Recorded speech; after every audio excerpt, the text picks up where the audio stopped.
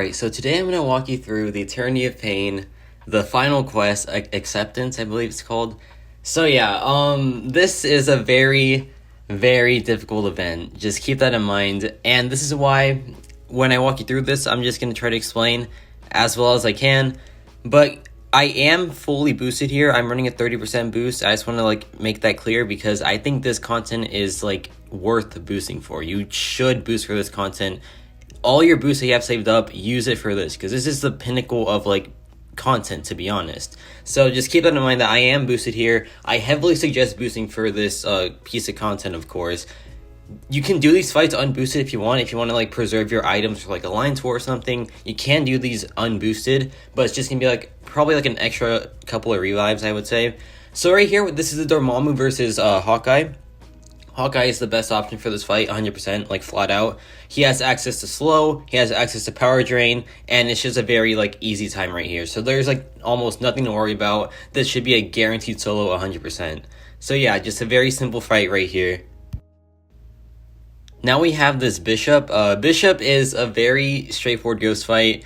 I'm not the best ghost player though, so this wasn't a solo for me. I got close to a solo though, but if you know how to play ghost well, this should be a solo for you. Nothing to really worry about here except for meltdown. Just make sure that you don't let the meltdown trigger on you, so you can just play around that and then you'll be fine overall. Nothing really too challenging about this Bishop. These are the two easiest bosses, I feel like. It gets really, really difficult in the later half though. Also, keep in mind, you can, bring a non-tag champion for the first 4 fights. Just keep that in mind. Let's say you're really struggling on, Overseer. You can bring a counter for Overseer and then swap back and bring someone else. I just had to point that out because I just learned that. I didn't know that when I was doing my run, so that's why I have, a full Thunderbolt team, prior to the selection for the champ selector thing. So, yeah. Now we have Crossbones, and Crossbones is very annoying with ghosts, but this can be done in about 2 or 3 revives if you're very lucky. It took me a couple more than 3, I think it was 5, just because I just had very bad RNG, and Crossbones has the worst AI in existence. So there's really nothing to worry about here. Get a couple parries in so we can get Fury buffs, because the node is where you can't do damage unless he has 3 buffs on himself. So yeah. Get some parries going, bait out the SP1 because the SP1 gives him a Fury, so that's just the 2 important things here, and then just be sure to constantly dash back so you don't take a lot of bleed damage. And this fight is very annoying, but it can be done in a few amount of revives. And now we have the Overseer. So the Overseer is just a team revive fest in my opinion. Very hard fight. Or so I thought, because Dr. Octopus is actually pretty bonkers for this. This is a 565 Dr. Octopus. Like I said, I am boosted here, but he is putting in absolute work. You can just heavy spam, and he just controls this fight so well. I think I got off 33% with 565 Dr. Octopus. So yeah, very straightforward fight with Dr. Octopus. I think it can be done in 1 revive if it's a rank 3 6-star. So yeah, very solid option for this fight. And yeah, just a pretty cheesy fight overall, I feel like. So yeah, Dr. Octopus really surprised me here. He's actually very good for this fight overall.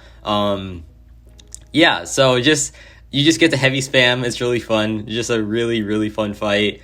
This guy used to be such a pain. The Overseer boss, back when he first dropped, was so annoying. So I'm glad we get to cheese him here in this final quest.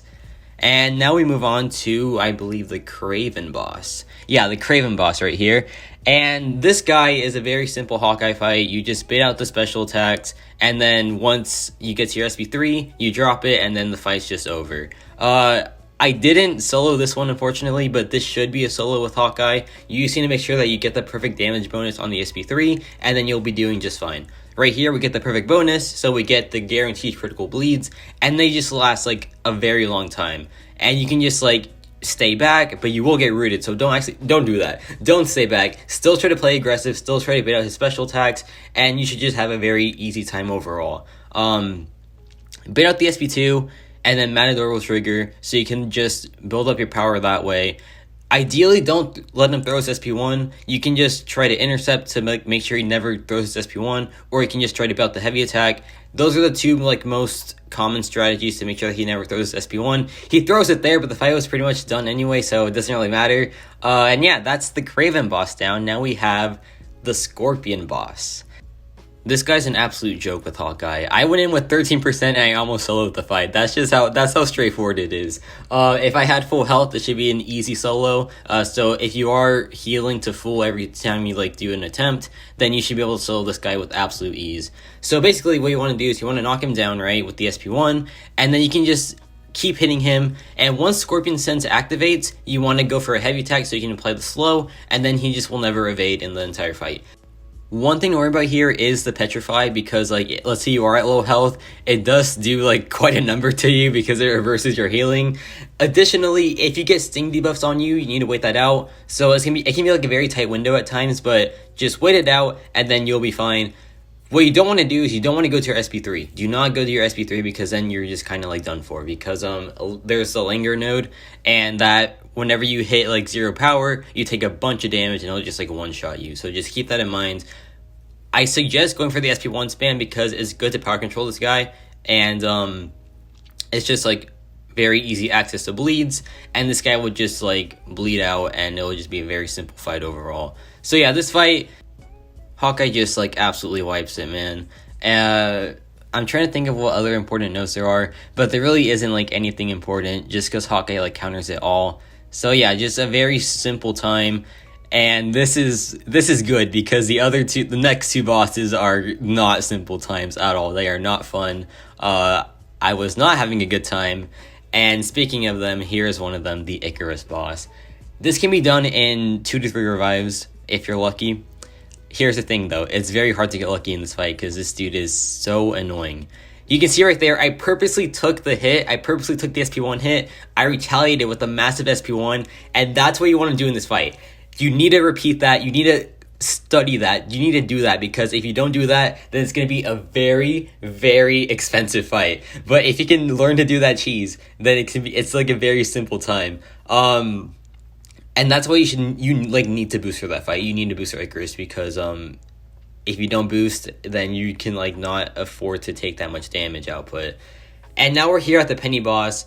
I put on the recoil masteries here because this fight is just go in, do as much damage as you can, die to the power burn, and then just repeat. This is about a 4 to 5 revive fight. If you go in at full health, you can get a 1 to 2 revive try.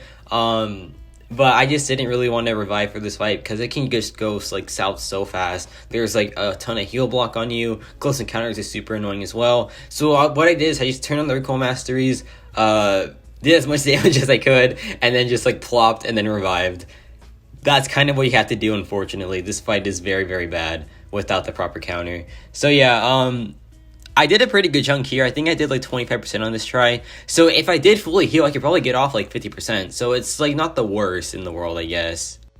And now we have the big dog. We have Thanos. So this fight, Hawkeye just obliterates, man. He is so good for this fight.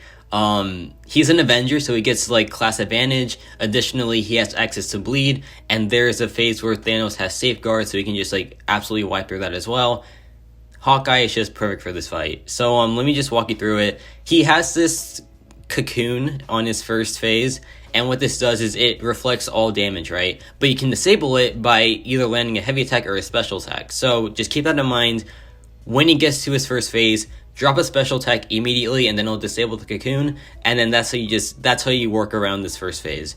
Because if you don't do that, you're just gonna die instantly from the damage reflection. So yeah, very simple first phase, just remember to do that. And then we have the next phase, which is the inverted controls phase. Nothing hard about this. There is a safeguard, so keep that in mind. This is why I think Hawkeye is probably the best option for this fight, just because there is a safeguard and his bleeds bypass it. So yeah, very simple. And then there's just inverted control, so just watch out for that. It can be confusing at times, so if you do die here, don't feel bad, because you know it's hard to get used to, right? There's also the illusions on the SP2. So there's only one beam to worry about, and it's the one that's really bright, so just keep that in mind. This phase is it's pretty easy, I would say. Just inverted controls, if you're not good with them, then maybe you'll struggle a little bit. But besides that, it is just pretty straightforward, and Hawkeye just really plows through it just because of his access to bleed. So yeah, very, very straightforward so far. And then we have the last phase. So the last phase, it requires a lot of intercepting. So if you're not comfortable intercepting, you will have a very tough time. But thankfully, Hawkeye is an Avenger. So he has this interaction where Thanos can only do like 15% of your maximum health if you're an Avenger. So Hawkeye is an Avenger, so that's perfect, right? Because you don't have to worry about it. You don't have to worry about getting the safeguard up. You can just tank the SP3s, and then it's just a very simple time. So yeah, right here, we have armor breaks on us, right? When we intercept him, we put the armor breaks on him, and we can do damage. So that's the whole play, right? You just have to do that. So now what you want to do is you want to save up to your SP3, just stack up the armor breaks, because the more armor breaks on you, the more that you reflect back onto him, and you just do more damage overall. And then just rinse and repeat that. And then see right here, he has the SP3 now, but we have the safeguard, so we don't take any damage. You will get cornered, so be careful with that. Luckily, Hawkeye has slow, so you can just counter the unstoppable there. And yeah, there is my Thunderbolts run. That was my first completion of it as well, so there's a couple rewards there. And yeah, I'm not going to open the rewards here. I'm just going to try to save you some time. But I did get a very bad Nexus, so I'm just going to spoil it there. The Nexus is sucked. But yeah, hopefully this helps. Hawkeye is your main guy for this 100%. So yeah, let me know how you're liking this new Eternian Pain quest. For me, it's pretty difficult, like definitely very difficult. And yeah, that's about it for me.